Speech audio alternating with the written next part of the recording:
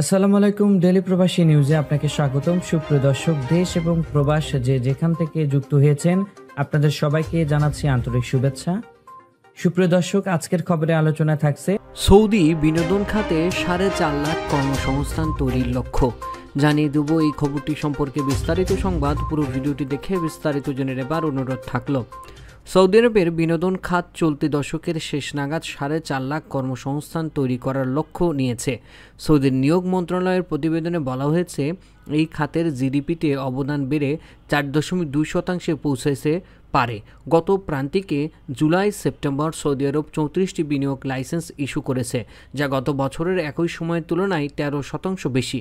সৌদির ভিশন 2030-এর অংশ হিসেবে বিনোদন খাতে দেশের অর্থনীতিতে বৈচিত্র্য আনতে সাহায্য করছে এবং দীর্ঘমেয়াদী তেল নির্ভরতা কমানোর পথে অগ্রসর হচ্ছে। গত 5 বছরে সৌদির বিনোদন খাতে 2,189টি লাইসেন্স ইস্যু করা হয়েছে এবং 26,000-এর ইভেন্টের প্রায় 7.5 কোটি দর্শনার্থী অংশগ্রহণ করেছে। 2023 সালে সৌদির বিনোদন খাতে 72 লাখ অভ্যন্তরীণ পর্যটক অংশগ্রহণ করেছে, যা 2022 সালের তুলনায় 153.3% বৃদ্ধি পেয়েছে। এই খাত সৌদি আরবের পর্যটন শিল্পে গুরুত্বপূর্ণ অবদান রাখছে এবং দেশীয় অর্থনীতির উন্নতিতে সহায়ক হচ্ছে। এতক্ষণ আমাদের সঙ্গে থাকার জন্য অসংখ্য ধন্যবাদ। পরবর্তী সংবাদ দেখার আমন্ত্রণ জানিয়ে শেষ করছি এখনকার সংবাদ।